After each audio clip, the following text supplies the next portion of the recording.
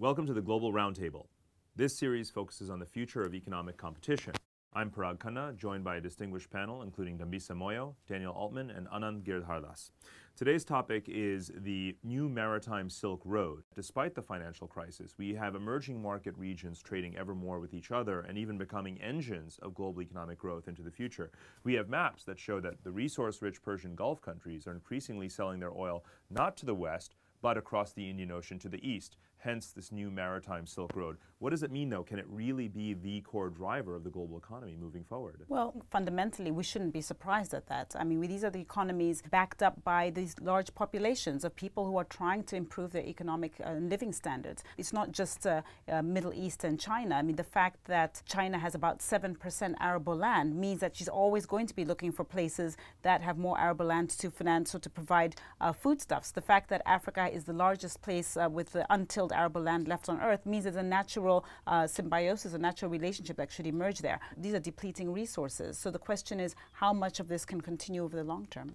Look, there's no doubt that countries like China and even countries like Saudi Arabia need lots of resources to feed their people and feed their factories, but we're at risk of a new kind of colonialism developing here, which isn't at the end of a barrel of a gun, but rather at the end of a billion-dollar check.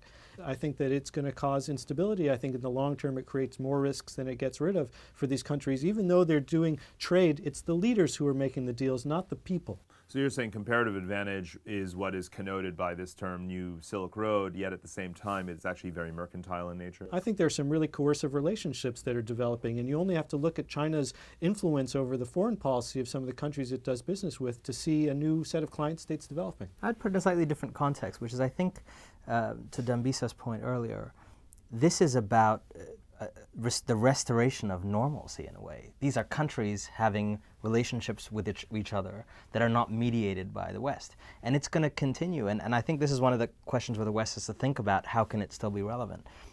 10 years ago, 20 years ago, maybe still today, if a Korean company wanted to buy a Venezuelan company, it would probably still use New York investment bankers. We're probably moving into a world where they'll use Korean or Venezuelan investment bankers, and with shipping and with any other thing. Is the West even going to be in the middle of all these transactions among countries that are outside the West? In this 21st century Silk Road, actually, you have Latin America and Africa as participants in growing share, in fact, of trade and exports, more than in any other period of history. So in that sense, it's an unmitigated good thing, isn't it? Well, I think it's a missed trick by developed countries. I mean, if you think about the last 50 years, Africa's proximity and historical context has absolutely been with Europe and the United States. But their approach in dealing with the economic challenges that Africa has faced in particular has been one of handing out aid, not developing economies, not building a long-term relationship around agriculture and so on. So they're going to pay for that now. It's not just Africa.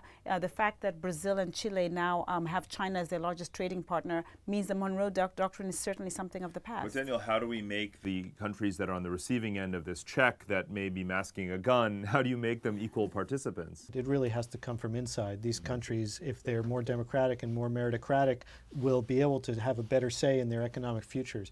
But that growth, which is creating the South-South trade, is really a salubrious thing for the West as well, because it's creating more economic power in these parts of the world that can be consumer markets for the United States and Europe in the future. These marriages of convenience are really going to continue into the foreseeable future. You mentioned China has an arable land shortage, while Africa has a huge amount of agricultural productive potential, growing consumer markets which require energy in Asia, and of course energy supply in the Middle East, raw materials from Latin America going to the other markets. So, but where might this break down is one question that I think we need to ask. Resource constraints. Absolutely. I mean, the fact that we've got 9 billion people planned for 2050 means that arable land, issues around water, issues around energy, issues around minerals are absolutely going to be front and center. And this is where, again, I think the West, led by the United States, really has an important role in keeping the innovation and cutting edge and fresh, because we will need to figure out a solution to provide for all this. But we have many Silk Roads in the future, but that doesn't mean that we are not all on the same planet and have to face resource constraints. This is really an intimate issue for the future of the global economy and global competition.